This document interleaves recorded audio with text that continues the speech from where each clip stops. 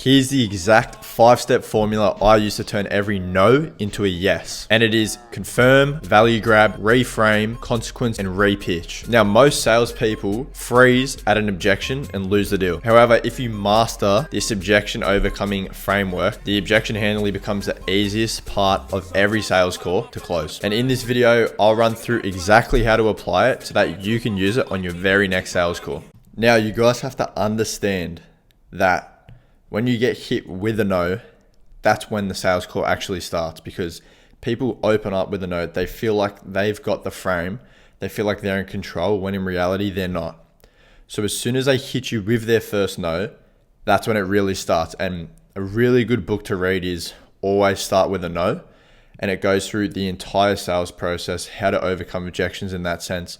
But a lot of the time, everyone will always get told, ask yes questions, ask rhetorical questions. If I throw you a life jacket and you're drowning, will you grab it? Yes. Okay, buy this.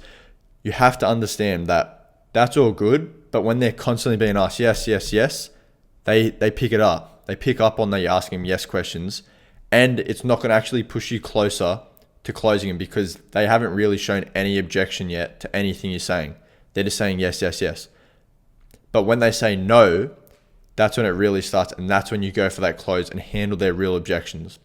Because everyone's got smoke screens. Everyone gives objections. Everyone always has a reason why they can't do it.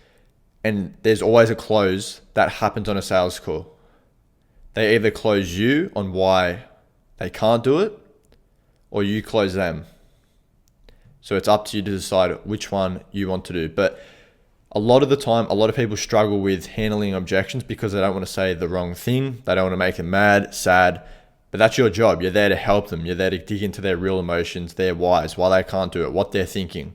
If you do that, you'll close everyone, because at the end of the day, you're there to help them. If they see the value and you've gone through, qualified them as someone that can afford it, everyone should close if you're there to just help them. You dig in, you ask them questions they don't want to hear, you make them mad, you piss them off. Good. That's how it should be. It shouldn't be, oh, you don't want to ask this because you don't want to make them angry, or they're in control because they're older than you. No one cares about that. They're on the call because they're struggling. They have a problem they can't fix and they want to grow. You got the frame. You're the authority in this situation. So you go through the 5 steps. Everyone always has a smoke screen. There's different objections, but you have to figure out what the real objection is and handle that. You can't use the wrong objection handling to handle an objection, and they don't fit together.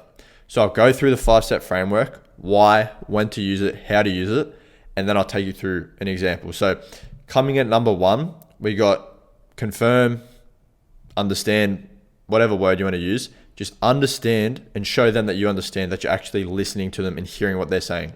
So you can start out, I completely understand what you're saying. Yeah, no, that makes sense. It is a huge investment. You can label them. Yeah, that makes complete sense. It sounds like you see the value in it. It's just that huge investment that's kind of drawing you back a bit. Is that correct? Yes. Okay, perfect. They feel like you understand them. That's the first part of a sale. Okay, now the next part is to value grab.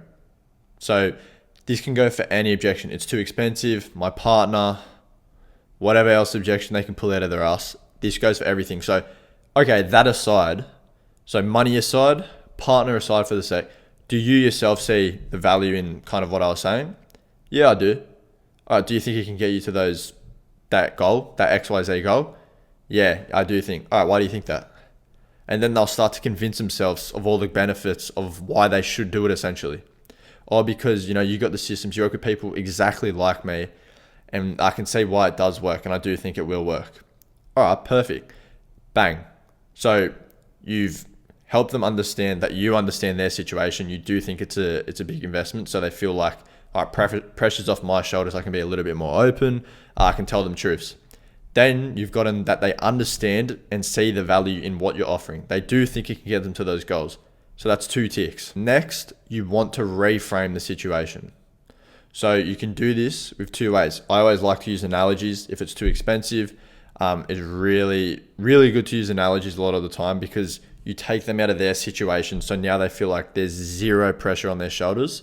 It's not even about them anymore. You put them into scenarios of other people or another circumstance. And a lot of the time, if you use a strong analogy, it'll link to the right situation. They'll choose the right situation, and that'll lead them down the path to the close. And they'll make the decision up themselves. So an analogy you can use, for example, it's expensive. They're qualified to do have the money. They just think it's like an expensive cost for marketing, for example. You can just go through, all right, well, you see the value? Yeah, I do. Okay, can I just give you a quick perspective for a sec? They'll say yes. Then you give your analogy. I always like to use like a comfortable person and someone that invests. So there's two kinds of people. One person that sits on 20K cash because he's got bills coming up. He's got a mortgage. The other person invests that to make more money so that he can have more money to pay for the mortgage, more bills, while also being able to take care of his wife, kids. Who would you rather be in that situation? Oh, I'd rather be the person that invests it to make more money. All right, why would you want to be that person though?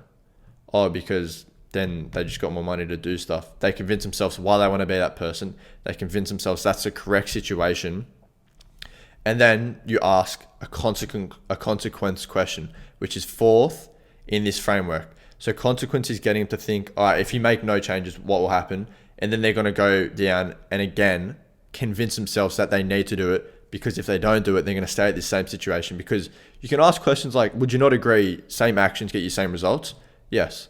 Okay, so you don't need to make a different kind of change to what you're doing right now to get a different result? Yes. Okay, so what's that look like then? Say you continue on the same trajectory, doing the same thing, same problems, 2 days, 2 months, 2 years, 2 weeks. Like, what's that look like for you? Then they'll go, oh, well, I'm not going to grow. You know, I'm just going to have the same bills. Mortgage is going to stay the same. I'm not going to have enough money. All right, perfect. Like they convince themselves that their situation is terrible. And then you can say, all right, now what does that do for a business owner like you personally? Oh, well, it affects me. It affects my wife, my kids. Again, they're reframing it. They're convincing themselves. Then all you have to do here is just repitch. Okay, so what do you think the best possible decision you can make here to put yourself in a position where you do hit that XYZ goal? They'll answer that, go through that, and that's all you need from them. If you follow that 5-step framework, literally overcoming those objections will become so much more easy for you to do. So if you have any questions, just a quick video, leave it down in the comments. Happy to make a video on it. Thanks.